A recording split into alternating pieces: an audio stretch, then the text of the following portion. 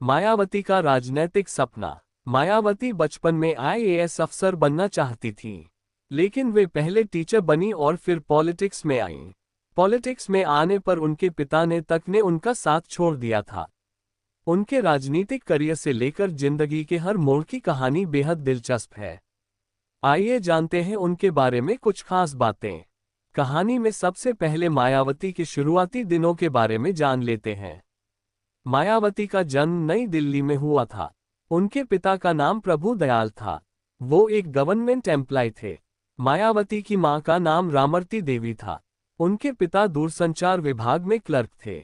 मां रामरती खुद पढ़ी लिखी नहीं थी, लेकिन अनपढ़ होने के बाद भी उन्होंने बच्चों को शिक्षा दिलाई। इनके 6 भाई और 3 बहनें हैं। इनका पुश्तैनी गांव का नाम बादलपुर है, जो यूपी के गौतम बुद्ध नगर जिले में पड़ता है। मायावती अपने 9 भाई बहनों में पढ़ने में सबसे तेज थी। पढ़ाई में तेज होने के कारण उन्होंने सपने भी बड़े देखे और आईएएस बनने की ठान ली। कुछ समय बीतने के बाद उन्होंने दिल्ली के जे कॉलोनी में एक स्कूल में पढ़ाना शुरू किया। मायावती अपनी आत्मकथा में लिखती हैं कि ग्रेजुएशन के बाद दिल्ली यूनिवर्सिटी के कालिंदी कॉलेज से एलएलबी और उसके बाद बीएड किया। स्कूल में पढ़ाने के बाद जो समय बचता उससे वो यूपीएससी की तैयारी में लगाती थी। उनके जिंदगी में सबसे बड़ा उलटफेर तब हुआ जब वो बसपा के संस्थापक कांशीराम से मिली। वो उनके विचारों और भाषणों से काफी प्रभावित थीं। उन्होंने राजनीति में आने का मन बनाया और अपने यूपीएससी के सपने की पूर्णाहुति यानी बलिदान दे दिया। वह कांशीराम के साथ मिलकर बहुजन हिताय और बहुजन सुखाय के रास्ते पर चल पड़ी। साल 1994 में वह पहली बार मुख्यमंत्री बनी। मायावती के जीवन पर किताब लिखने वाले लेखक अजय बोस अपनी किताब बहनजी बायोग्राफी ऑफ मायावती में लिखते हैं कि यूपी में सीएम की कुर्सी तक पहुंचने वाली मायावती को अपने घर में ही भेदभाव का सामना करना पड़ता था। ये भेदभाव उनके साथ दलित होने पर नहीं बल्कि घर में एक लड़की होने पर किया जाता था। इसमें गलती किसी और की नहीं बल्कि उनके पिता की ही थी। वही माया के साथ भेदभाव करते थे। कुल 6 भाइयों और 3 बहनों वाले परिवार में तीनों बहनों को भेदभाव का सामना करना पड़ता था। उनके भाइयों की पढ़ाई लिखाई जहां पब्लिक स्कूल में हुई, वहीं बहनों की पढ़ाई लिखाई सस्ते सरकारी स्कूलों में कराई गई। अपने पॉलिटिकल करियर में मायावती ने कांशीराम का भरोसा जीता। अजय बोस ने लिखा है कि मायावती के कांशीराम के साथ नजदीकी को लेकर कांशीराम के सहयोगियों ने ही उनसे दुश्मनी मोल ली और धुर विरोधी हो गए, लेकिन फिर भी उनका भरोसा एक दूसरे के लिए कायम रहा।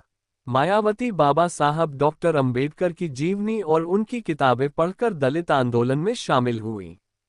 इन किताबों से मायावती का फर्स्ट इंट्रोडक्शन उनके पिता ने कराया था। मायावती अपनी आत्मकथा में लिखती हैं, तब मैं 8वीं में थी। एक दिन पिता से पूछा, अगर मैं भी डॉक्टर अंबेडकर जैसे काम करूं तो क्या वे मेरी भी पुण्यतिथि बाबा साहब की तरह ही मनाएंगे?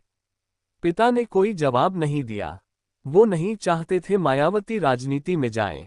एक तरफ मायावती राजनीति में अपना करियर देख रही थी तो वहीं दूसरी तरफ उनके खुद के पिता उनके सपने में बाधा बन रहे थे। मायावती ने अपनी जिंदगी का बेहद कड़ा फैसला लिया और अपने सपने को सच करने के लिए पिता का साथ छोड़ दिया। उन्होंने अपने आत्मकथा में इसका जिक्र भी किया है। मायावती ने पहली बार लोकसभा का चुनाव साल 1989 में जीता और संसद पहुंची। इसके बाद वह साल 1994 में राज्यसभा सांसद बनी। इसके एक साल बाद यानी साल 1995 में देश की राजधानी से यूपी की राजधानी लखनऊ पहुंची। लखनऊ पहुंचकर उन्होंने 3 जून 1995 को पहली दलित महिला के रूप में मुख्यमंत्री पद की शपथ ली। उनका ये टेन्योर ज्यादा लंबा नहीं रहा और सिर्फ 4 महीने बाद ही उनको इस्तीफा देना पड़ा। मायावती ने साल 1997 में दूसरी बार मुख्यमंत्री पद की शपथ ली। इस बार भी वह कुछ महीने बाद ही सत्ता से बेदखल हो गईं। साल 2002 में वह तीसरी बार मुख्यमंत्री बनी। इस बार भी किस्मत उनके साथ नहीं रही और कुछ महीने बाद ही उनको इस्तीफा देना पड़ा। साल 2006 में बसपा के मुखिया कांशीराम का निधन हो गया।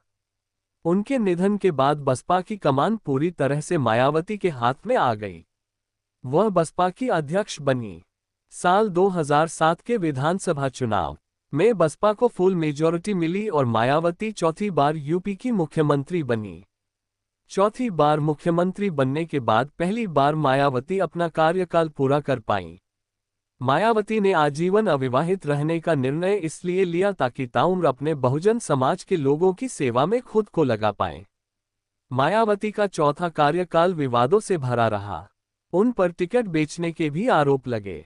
ये भी कहा गया कि उन्होंने प्राइवेट जेट भेजकर मुंबई से अपने लिए सैंडल मंगवाए। ऑस्ट्रेलियन इंटरनेट एक्टिविस्ट जूलियन एसांजे की वेबसाइट विकीलीक्स ने साल 2011 में मायावती को लेकर कई खुलासे किए थे। रिपोर्ट में कहा गया था कि उन्होंने घर से ऑफिस जाने के लिए वीआईपी सड़क बनवाई। साथ ही उन पर मनपसंद ब्रांड के चप्पल मंगवाने के आरोप भी लगे। रिपोर्ट में कहा गया था कि सैंडल की कीमत तो सिर्फ 1000 में होती थी, लेकिन उसको लाने में 10 लाख रुपए तक खर्च होते थे। 2 जून 1995 को मायावती लखनऊ आईं तो मुलायम के समर्थकों ने स्टेट गेस्ट हाउस में मायावती पर हमला कर दिया और उन्हें अपमानित करने की कोशिश की। इसके बाद से दोनों में ऐसी दूरियां बनी कि फिर उसको पाटा नहीं जा सका। इस घटना को गेस्ट हाउस कांड के नाम से जाना जाता है। मायावती के करीबी रहे सरवर हुसैन ने 6 साल पहले एक मीडिया हाउस को दिए इंटरव्यू में बताया था कि एक दरोगा मायावती को मारना चाहता था। सरवर हुसैन का परिवार इलाहाबाद के नैनी थाना क्षेत्र में बीड़ी वाली गली में रहता है। बहुजन समाज के राजनीति करने वाले कई लोग कहते हैं कि मायावती के राजनीतिक सफर के शुरुआती दिनों में ये उनके काफी करीब थे। सरवर हुसैन की डेथ हो चुकी है। सरवर हुसैन कहते हैं कि मायावती के जेल जाने की कहानी शायद ही किसी को पता हो, लेकिन दिसंबर 1991 में वह नैनी सेंट्रल जेल में बंद हो चुकी हैं। दरअसल मामला बुलंदशहर का था। वहां मायावती और एक डीएम के बीच वोटर पर्ची देखने के लिए छीना झपटी और हाथापाई हो गई थी। इस मामले में मायावती को बुलंदशहर से इलाहाबाद के नैनी सेंट्रल जेल लाया गया था। इस मामले में लखनऊ हाईकोर्ट में दिसंबर 1991 में मायावती की पेशी हुई। लौटते वक्त हम लोग लखनऊ पैसेंजर से इलाहाबाद आ रहे थे।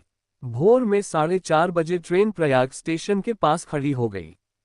साथ में चल रहे स्कॉट के दारोगा ने नीचे उतरकर पैदल चलने को कहा। रेलवे लाइन क्रॉस करते समय दारोगा ने मायावती की हत्या करने के इरादे से अपनी सरकारी रिवॉल्वर निकाल ली। इसके बाद मायावती ने मुझसे कहा कि सामने मस्जिद है, लोग इकट्ठा हैं, आवाज लगा दो वरना ये हमें मार डालेगा। ट्रेन के उसी कोच में सफर कर रहे आर्मी के जवानों ने दारोगा को चेतावनी देते हुए कहा कि गोली मत चलाना। मायावती ने इस बात का जिक्र सरवर को लिखी चिट्ठी में भी किया है। इसके बाद मायावती को रिक्शे पर बिठाकर पुलिस लाइन ले जाया गया। मायावती ने इस मामले में दारोगा के खिलाफ 18 दिसंबर 1991 को जेल सुपरिटेंडेंट को लिखित शिकायत की थी।